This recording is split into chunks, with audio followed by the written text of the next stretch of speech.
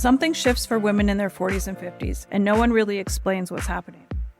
You just feel it. Your body changes, your energy changes, and what used to work doesn't anymore. And instead of understanding it, most women start questioning themselves. When the truth is, this isn't you failing, this is your biology shifting. I'm Sara Stalker. I'm a therapist and coach. I work with the emotional side of this, identity, relationships, and how women experience these changes. And I'm Wiseman. I'm a registered nutritionist, and I work with the body, hormones, metabolism, nutrition, and understanding what's really driving how women feel, so we can support it in a way that works. And what we've seen over and over again is that you can't separate the two. Welcome to the Art of Aging Well. Real understanding, inside and out. Content shared on this podcast is for educational purposes and does not replace professional medical or mental health advice. Please consult with a licensed professional regarding your specific health needs. Hi, so today we're talking about dementia, caregiving, and the emotional reality of aging. Today's conversation is deeply personal for both of us. It is watching someone you love slowly change cognitively over time. And both Sara and I are navigating this right now with our mothers. And honestly, it really changes you. Yeah, no, there's grief in it, there's exhaustion in it, there's a lot of guilt that goes with caregiving. It's hard also to be looking after a loved one who isn't really there anymore, and then trying to navigate our own lives, right? Like for me, it's thankfully I don't have small children or anything, but still trying to work and manage my dog and my household and all of that, and have the emotional bandwidth to be present with my mom when I spend time with her. It's very challenging, and caregiving, as we are getting on, more and more of us are dealing with this in our lives. Yeah, 100%. I mean, I talk to a lot of people. I just had a conversation with somebody the other day, and his mother has Alzheimer's and doesn't even recognize him. And he was telling me about his experience with that. And, it's so hard. I mean, thankfully, my mom still recognizes me, but I can't even imagine how that must feel. So it's really hard and hard to navigate. And I think that's why we really want to have this conversation and just talk about it. Mm-hmm. So talking about aging, caregiving, and also how to support ourselves and our brain health as we age. Absolutely. Especially after seeing what happens or what can potentially happen, it's really important that we look after ourselves. And that's my whole philosophy, anyways. It's about looking after ourselves, replenishing ourselves while we're going through stressful things and nourishing ourselves so that we get to the other end of it and we're not worse off from it. And I think that's really the secret to success. So I think I really just want to start this by talking about like dementia and Alzheimer's. And so dementia is an umbrella term. So Alzheimer's is the most common form. It affects like memory and cognition and reasoning, personality as well, and daily functioning. And just something I want to say about that. Um, when I was having this conversation with a client the other day, he was saying that what's interesting is that his mother is actually a lot kinder now. I'm not sure what she was like before, but it's almost like she's really on the right side of her brain because she's just so loving and kind. And that's been her experience from this. And I've heard that from other people as well. Whereas what I've noticed is that some of the characteristics that they've had throughout their lives can almost become more prominent. So I've noticed that. Yeah, I've noticed that with my mother as well. My mother's always been very caring and nurturing, and if you're a guest in her home, she would pull out everything from the fridge and want to feed everybody. Um, but when this first happened years ago, she was very agitated, and to this day she still wants to go home. Every time I visit her, she talks about going home, but home isn't the same anymore. I think it's more of a feeling, right? They say that it's more of that. Right. Yeah. Yeah, and whatever that is for them, it's hard. It's hard to see.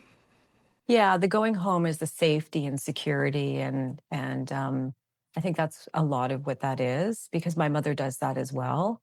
Um, so one of the things when I was researching this topic and just thinking about it, like, It's really rising globally, and millions of people are affected. Women disproportionately are affected, and like our longer lifespan, sorry, should really include healthy aging, and because we're living longer, but we want to age cognitively and age well emotionally and physically, and I think that's a huge aspect of it. And on that point, though, I think looking back, when I look at my mom and I look at a lot of the people in her nursing home, like I wonder like how much more support women of my mother's generation may have really benefited from, because we're in a different generation now where, we know that like strength training and eating really well and looking after ourselves is very important, getting enough sleep and all of that. So, I don't know, like back then it could have been like they could have been educated better, about nutrition and like stress support and hormone therapy as well, like especially when appropriate. Like I think that, I'm really grateful that we are where we are now, because it's talked about so much more open. It's a much more open conversation. Yeah, no, there's way more discussions about it. I see podcasts, other podcasts, lots of books coming out. I think you and I follow some of the same experts.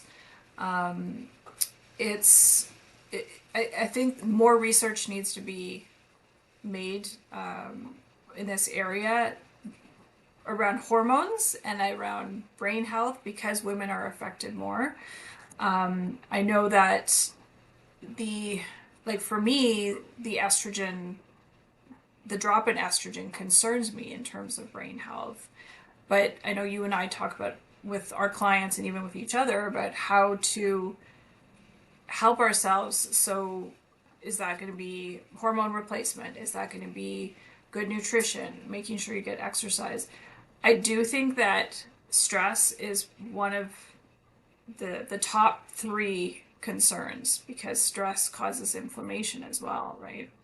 Yeah, and if you're chronically stressed, like I try to not scare people by saying that, stress is going to cause these things in your body to happen, but it's chronic stress that's the problem. It's being in that fight or flight all the time and not really recovering from it. And then what happens is that you deplete yourself. And then when you get depleted, you've got like nutrient deficiencies, and that's a stress in of itself, right?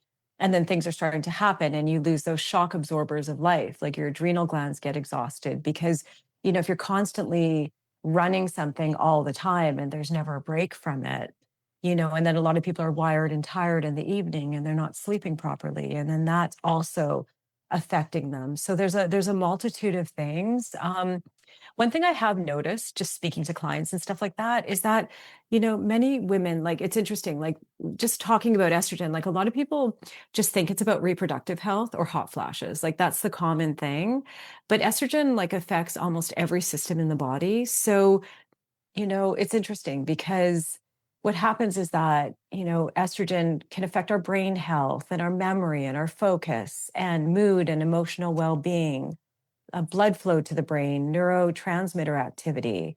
And then as it starts to decline, some women will experience like brain fog and difficulty concentrating and changes in memory and reduced mental sharpness.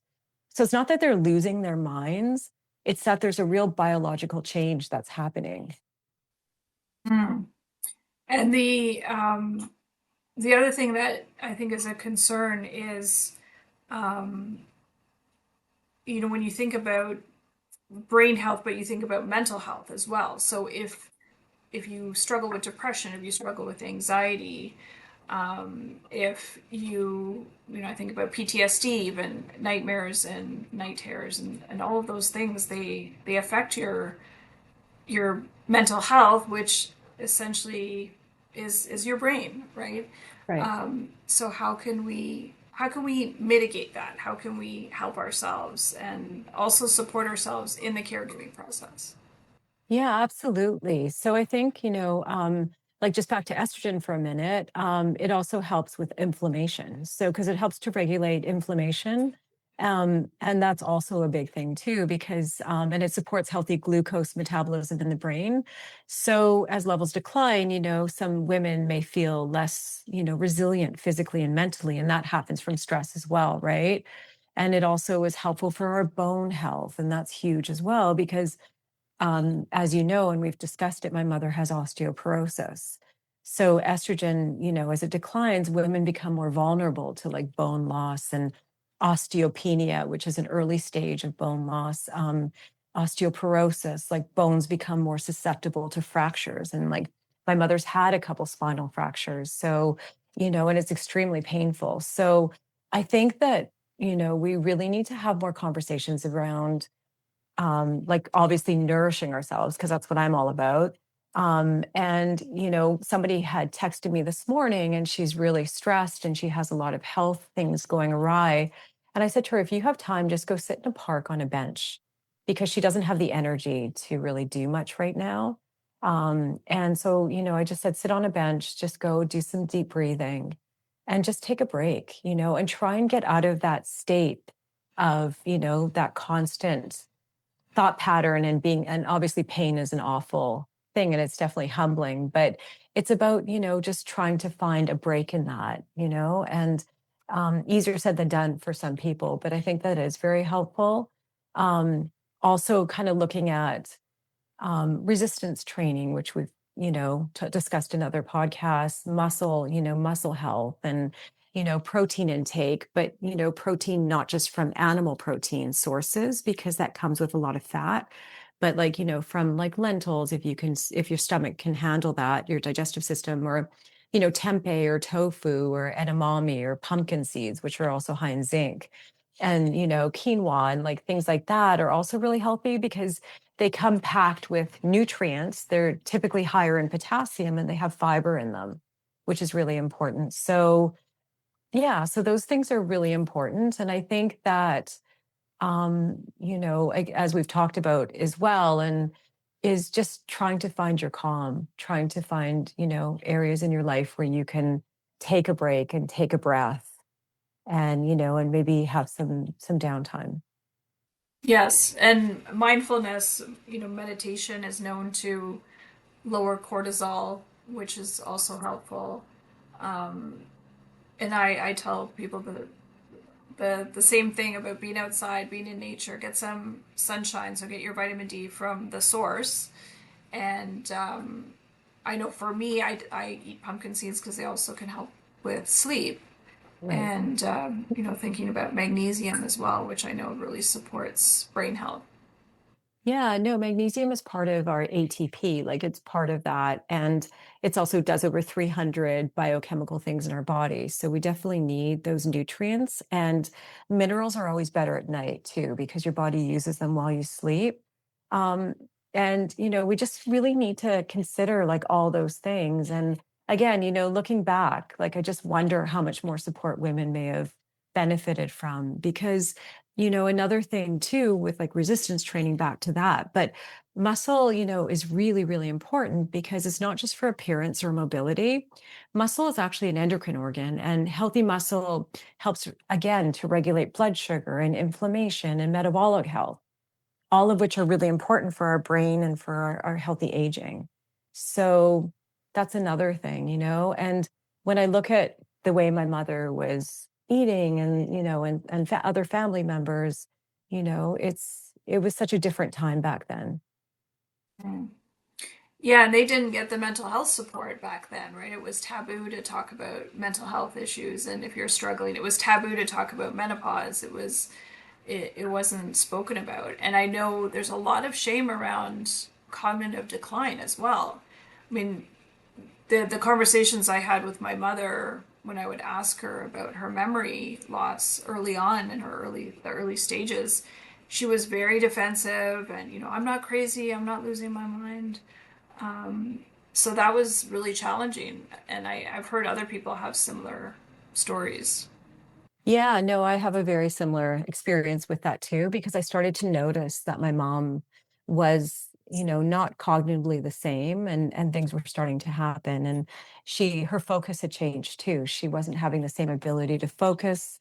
She was having trouble with electronics and things like that. So yeah, no, and she was also very defensive about it, because I can't even imagine what that must feel like. It's so scary, right? To know you kind of sense that something's happening, but It's just very difficult. And I think that blood sugar really plays a role in that as well. My mom loves to have desserts and things like that. She loves that. And at this point, there's nothing wrong with her having it because it's bringing her so much joy.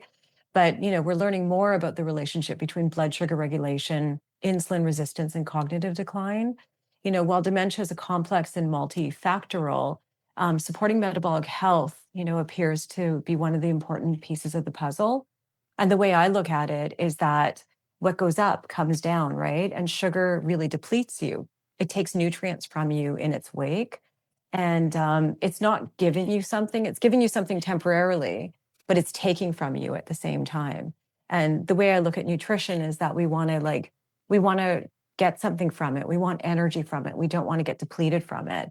And sugar, unfortunately, can deplete you, and it also shuts down your immunity for like, I think it's like half an hour or something like that. So, and I know that the blood sugar dysregulation, like the up and down with it, causes a lot of oxidative stress. So that's another thing that can definitely impact your brain health. So that's Hmm. something that I been studying and have really noticed with a lot of the people that I see.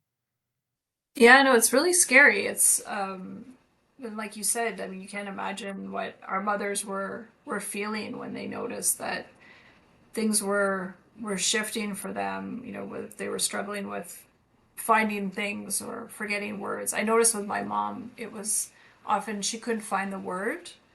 Like even now when she speaks, she doesn't know who I am anymore, and she just has these words that don't really wouldn't make sense to anybody, but I know what Right. she's trying to say. Yeah. But it's hard. It's hard to witness that. Oh, absolutely. It's very hard. And, the other thing that I've noticed is that social connection. That's so important. Like they say now that, isolation can kill you faster than cigarettes, because it's like feeling isolated is really, really hard. And, one thing that often gets overlooked is that connection, right? Like the brain thrives on engagement and purpose and learning and conversation and relationships. So isolation, is incredibly hard on both cognitive and emotional health because they're also not communicating with people. Mhm. And you lose that if you're just sitting at home watching television. And I think that's what's really helped my mother being where she is now, because she has community and she really loves that. And when she's going down the hall, everyone's waving to her and saying hello, and it's so lovely. And I know she really loves it. In that sense of things, I think it's been extremely helpful. Same for my mom. She has her activities.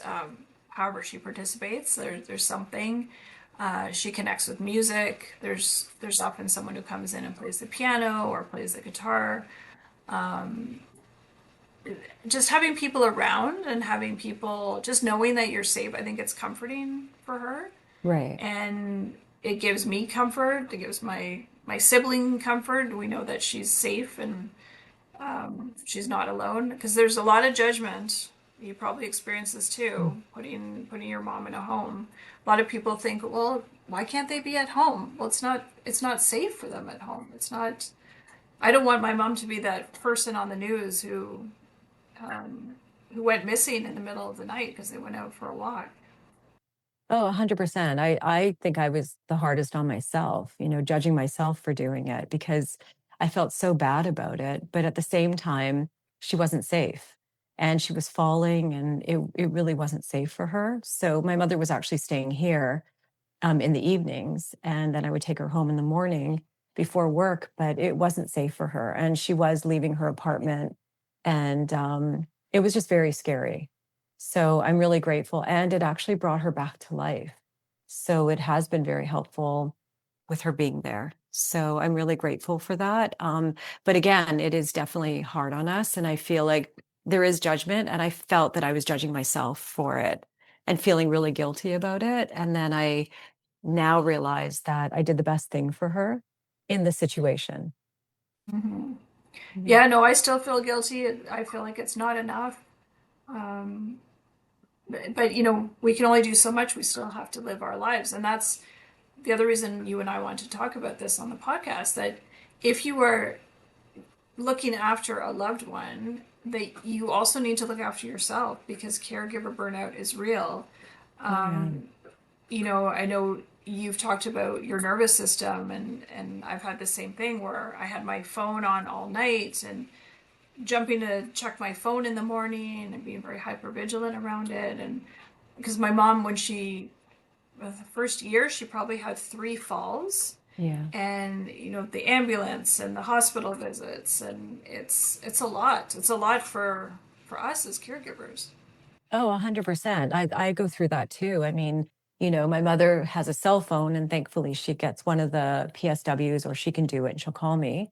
But the other day I didn't hear from her for a while and I was just like, "Oh my God, I hope everything's okay." Because when I don't hear from her in the past or just even recently, she was really sick and was rushed to the emergency and spent a week in the hospital. So I it's kind of like waiting for the other shoe to drop. And I think that, it does affect our nervous system. And I think like many caregivers live in a constant state of waiting for the next phone call or for the next emergency or the next crisis. And over time, the nervous system begins to function as though danger is always around the corner, and that's something that I've definitely experienced from what I've gone through. And like I think, for me, like when I think about nervous system health, I think of a B complex because Bs are really good for nervous system. And again, it's like back to nourishment, but not to say that that hasn't affected me. And I do have my phone on at night because I am the only person here for her. But thankfully, she is where she is because when there is an emergency, it's not just on me. I've got help from nurses and other practitioners that can really help, but definitely it's hard. It's really hard. And like, again, I think it's back to just replenishing what's lost and trying to get really good sleep and looking after ourselves while we're going through something. Mhm. Yeah, no, doing the things that are in our control, right? So, looking after our mental health, looking after our physical health, getting exercise. Exercise is so important. Um, Nourishing ourselves as best we can, getting those anti-inflammatory foods in, and making sure that we get as much sleep as we possibly can. 100%. And then there's also, anticipatory grief, like, the grief before death, because that is really hard as well. Like, and because, there's a term, that's the term of it. And it's grieving someone who is still physically here, but gradually changing before your eyes. So, like I know a lot of people who are caregivers or who have gone through this don't really realize what it is, but it is a very real thing. Hmm. Yeah, I've been grieving my mother for years. Yeah. It's hard to see someone who isn't themselves anymore. And I think a lot of caregivers, other than the guilt, you want your loved one to be around, but at the same time, there's a big part of you that hopes that they pass peacefully because they're not who they are or who they were. And I know for my mother, she would be mortified if she knew the state that she was in. So it's challenging as someone who is losing a loved one every day to this disease. Yeah, exactly. Exactly. I agree with you on that. It's so hard. Another thing that I just wanted to bring up too with dementia and Alzheimer's is that, some people can really experience a lot of paranoia and confusion. I've seen it with my mom, because as her cognition declines and progresses, she can become fearful and suspicious and disoriented and confused because the brain just has difficulty processing reality and memory accurately. And that is really something. And then I do find with my mom, though, there's times of where she's very lucid. And then there's times where she's very like she's not. And I can see the difference from that. And then there's also like for a caregiver, there's the emotional exhaustion of it too. I mean, I've gone through that. And it's hard because it's emotionally overwhelming, you worry, you advocate, you adapt, you try to support their the loved one through like all these ongoing changes, and it's not easy, and then as you were saying about your mom, there's also preserving her dignity, right? Because my mom would be mortified too if she saw herself in some of these situations, and I think that even as cognition changes, maintaining dignity, compassion, connection, and humanity remains deeply important as both, for both the individual, like your mom and my mom, and also the family, right? There's so many layers to this.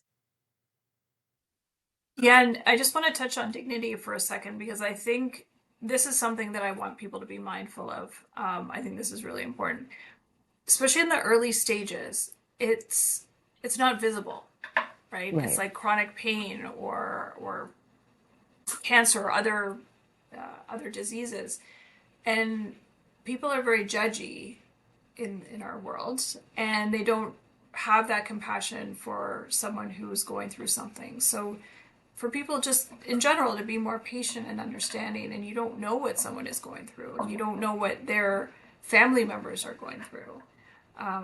You think about some of the celebrities who have early onset dementia, and I can only imagine what it was like for family members around them or friends to be like, oh, okay, what's wrong with them? So don't be so quick to judge. That's all I wanted to touch on. No, I agree with you. And, sometimes, like for most of us, we don't fully understand the emotional toll unless we've lived it, right? Mm-hmm. So, again, I agree with you. Don't judge others because we don't know what's going on in other people's lives. And it's important to just understand that because you're right. You can't see it at the beginning. It's like little things that are starting to happen. And like we see it as the daughters of, mothers who are going through this. But, it's very hard. And I think that like with caregivers, I think that a lot of us can go through like a chronic stress period, where because caregiving can really place the body and mind under prolonged emotional stress, it can affect us over time. And like, as we talked about, elevated cortisol, right? Ongoing stress may lead to chronically elevated cortisol levels, which, affect your sleep and your mood and can produce more of an inflammatory response in the body and affect blood sugar and nervous system balance, and then sometimes you're wired and tired in the evening and you're not sleeping. So, that also happens. And then if you're sleep deprived, you're not really like being able to download what happened during the day and you wake up with even more anxiety. That can really happen. And then, and then, and that affects, because you're in that constant state of alertness and worry. Mm-hmm. Yeah, no, there's so many factors that I think people um, need to understand. It's not just one thing. And if you're more educated on these things, I think it can help you get through it. Or if you're supporting a friend or someone else, another family member, that there is help out there. You should look after yourself, even if you have, like you said earlier, even just 5-10 minutes, just little breaks, micro breaks is Right. better than nothing, Hmm. right? 100%. And nature helps you feel a lot calmer too, because we're a part of nature, not apart from it. So being around trees and being in a park, especially right now, because it's so beautiful outside, it's magical. And it can really change your perspective and trying to sort of be in the moment when you can be. And, and it does change everything. Like it does produce a lot more calm in your body. And that can really help. So I know you wanted to talk about some of the resources for our listeners. Yeah, so I thought that would be really helpful because one thing I just want to say is caregiver health matters too, and we really need to keep that in mind because sometimes, I say it's a type E personality where we're everything for everyone else and we're not really looking after ourselves. I see a lot of patients and clients that are that type of person, and I think it's really important that we look after ourselves. And again, I'll reiterate that because it is my whole premise that we need to look after ourselves while we're going through stuff. So for dementia and Alzheimer's support, there's the Alzheimer's Society of Canada, and there's a lot of education and support for families. There's local chapters across Canada, support groups, caregiver resources. And I think, if you're caring for someone with dementia or Alzheimer's, there's excellent resources there. And I think reaching out is really important. There's also the Canadian Centre for Caregiver Excellence. And again, same thing, lots of resources, lots of things that you can find to kind of help yourself. There's the Canadian Mental Health Association, which is caregiver stress support, which is really important, mental health resources and community programs. So, and then for Ontario, because we are in Ontario, there's Ontario Caregiver Organization, and that's like free caregiver coaching, peer support groups, webinars, and caregiver education. And I think that it's important to really also reach out to somebody like a loved one, your spouse, your partner, and let them know what you're, so you don't have to do it alone. Like let people know what you're going through, like be open about it. And I think that really helps too, because if you need the help, ask for help. Don't try and do this alone because it is really difficult. Yeah, no, absolutely. I think caregiver, and thank you for those resources. I think they're really helpful because I think people don't realize that they exist. Right. But if you're caring for someone with dementia or cognitive decline, know that you're not alone. You're and the feelings that you're feeling are probably very common out there because I know when R and I talk about our moms, we often talk about some of the same things. Because the guilt is a strong one. It comes with caregiving, especially when it comes to our aging parents. Yeah, 100%. And we want to be able to show up. I mean, that's what you were saying for the people we love. And we can't do that if we're not nourishing and looking after ourselves. And like, I know that caregiving is a responsibility, but it can also, it's also a health issue. It can become that, right? The well-being of the caregiver matters just as much as the well-being of the person receiving care.